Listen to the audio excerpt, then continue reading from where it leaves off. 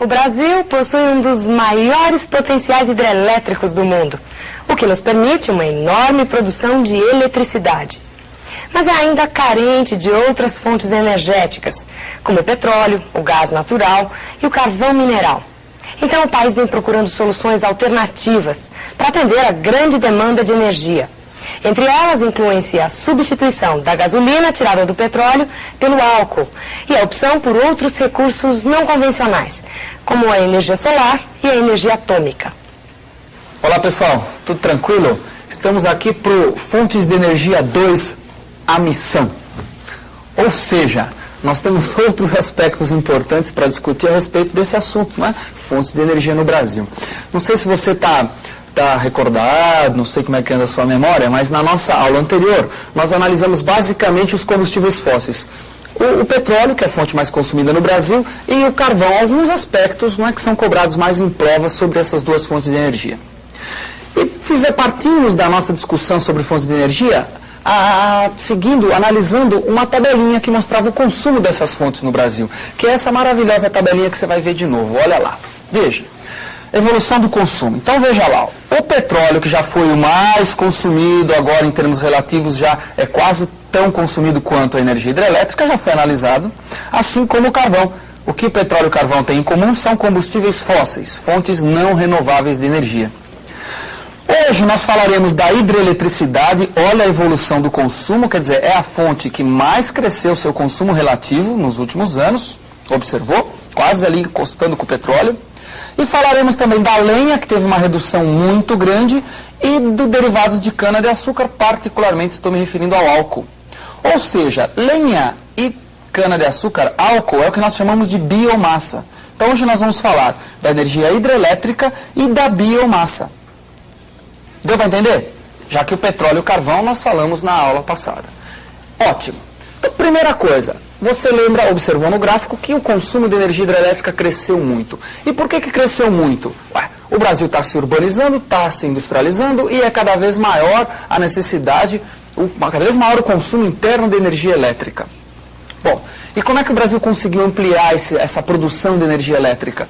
Graças ao grande potencial hidrelétrico, que tem potencial que depende do quê? Depende das características naturais do Brasil, particularmente de um clima muito úmido, não é? Muita chuva, um relevo relativamente acidentado, com planaltos, ou seja, os rios com grande desnível da nascente para Foz, o que propicia para esses rios um grande potencial hidrelétrico que é aproveitado para gerar energia elétrica. Então, para recordar, dê uma olhadinha nas bacias hidrográficas do Brasil, de onde nós tiramos essa energia hidrelétrica. Dê uma olhadinha, veja lá. Veja, olha, lembre-se, ó, essa grande, enorme que você está vendo aqui, ó, é a bacia amazônica e a da Araguaia Tocantins, que está junto. Esse daqui é o rio Tocantins, né? Então eu coloquei junto com a amazônica, que são as duas bacias no conjunto que têm o maior potencial para exploração no Brasil, no conjunto. A do Paraná, que é a mais aproveitada para gerar energia. Guarde isso, a bacia do Paraná, essa que você está vendo com a setinha, principal mercado consumidor do Brasil, está aqui no Sudeste. Outra bacia muito explorada também é a do São Francisco, que é essa que eu estou mostrando para você, com uma série de usinas, por exemplo, Três Marias, aqui em Minas Gerais, Sobradinho e Paulo Afonso, já Sobradinho, entre Bahia e Pernambuco, ali na Bahia, próximo a Pernambuco, Paulo Afonso entre Sergipe e Alagoas. Existem algumas bacias que são muito pouco aproveitadas, como, por exemplo, a amazônica, que tem um dos maiores potenciais, é pouco aproveitada, a do Paraguai é muito pouco aproveitada e tem um potencial pequeno por ter rios de planície. Mas, no geral, o potencial brasileiro, então, é muito grande, sobretudo na do Paraná, que é intensamente aproveitado, na amazônica, que é pouco aproveitado, e na do São Francisco, que também é muito aproveitado. Lembrou? Deu para lembrar ou não? Ótimo. E guarde, a maior concentração de usinas hidrelétricas no Brasil está particularmente onde? Particularmente na região sudeste. Você fala, mas por quê? Como eu já disse, é o principal mercado consumidor. Não tem jeito. E tem uma bacia hidrográfica de grande potencialidade. Dê uma olhadinha no consumo regional de eletricidade. Olha lá, vejam. Consumo energético por região. Energético de eletricidade, não é? Então, note lá o sudeste. Toda essa área que você está vendo aqui é o consumo do Sudeste, quase 70% do consumo brasileiro, quer dizer, é muita coisa. E por que o Sudeste é tão assim? Porque é a maior concentração urbana e industrial. Se perguntarem, essa é a questão fundamental. Guardou? Se você guardou, excelente. Vamos passar então para discutir um pouquinho a questão da biomassa, que, como eu disse para você, era a lenha e a cana-de-açúcar. Na realidade, toda a energia que você obtém através de beneficiamento de vegetais, por exemplo, de material orgânico, você chama de energia de biomassa. No conjunto, se você somar lenha com álcool e outras coisas, é a terceira fonte mais consumida no Brasil, logo depois do petróleo, logo depois da energia hidrelétrica. E a biomassa, como você viu no nosso gráfico, eu separei em duas partes. A lenha, o consumo dela é cada vez menor, como eu disse, basicamente em função da substituição pela eletricidade, que tem o consumo cada vez maior. E já a cana-de-açúcar, para a produção de álcool, teve um crescimento na sua utilização. E por que teve esse crescimento na utilização? Porque nos anos 70 o Brasil criou o chamado PROÁLCOOL, Programa Nacional do Álcool, que tinha como função, entre outras coisas, produzir um substitutivo para a gasolina. Era aquela época da crise do petróleo, lembra? O Brasil dependente de importações, que nós já discutimos, então tentando buscar fontes alternativas para minimizar o consumo de petróleo no mercado interno, minimizar os gastos com importação.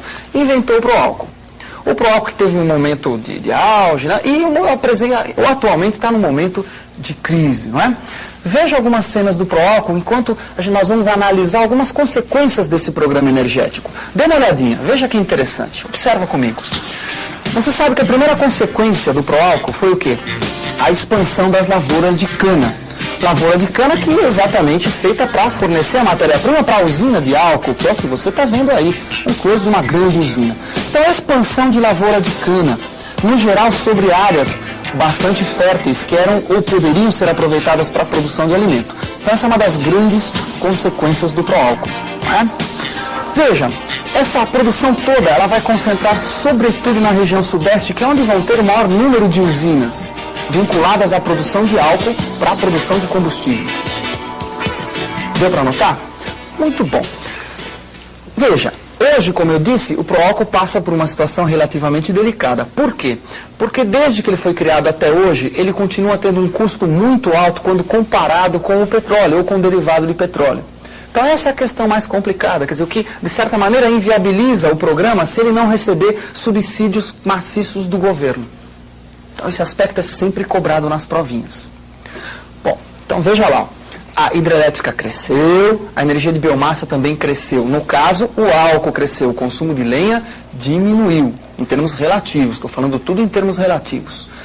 Agora existe uma outra fonte de energia que não tinha naquela tabela e que nós analisamos. Aquela tabela, recordando mais uma vez, falava do petróleo, do carvão, combustíveis fósseis, um mais usado, o outro pouco usado. Falava da energia hidráulica, hidrelétrica, que nós discutimos agora, falava da lenha e do álcool, da cana-de-açúcar usada para álcool, mas tem uma outra fonte que não é discutida, não é analisada naquela tabela. Basicamente por quê? Basicamente porque o Brasil não a utiliza, do ponto de vista prático, não, que é a chamada energia nuclear. Ora, o Brasil entrou na chamada era nuclear quando? No final dos anos 60 e início dos anos 80. Desculpem, final dos anos 60 e início dos anos 70. Quando o Brasil comprou dos Estados Unidos, de uma empresa americana, a famosa Angra 1. Dê uma olhadinha, vamos fazer um turisminho por Angra 1. Olha lá. A Angra 1, comprada então de uma empresa dos Estados Unidos, que você está vendo aí, ela não envolveu transferência de tecnologia para o Brasil. Essa é a região de Angra, onde foram instaladas as usinas Angra 1 e a 2, que está em construção exatamente ao lado de Angra 1, que você vai observar aí nas suas imagens.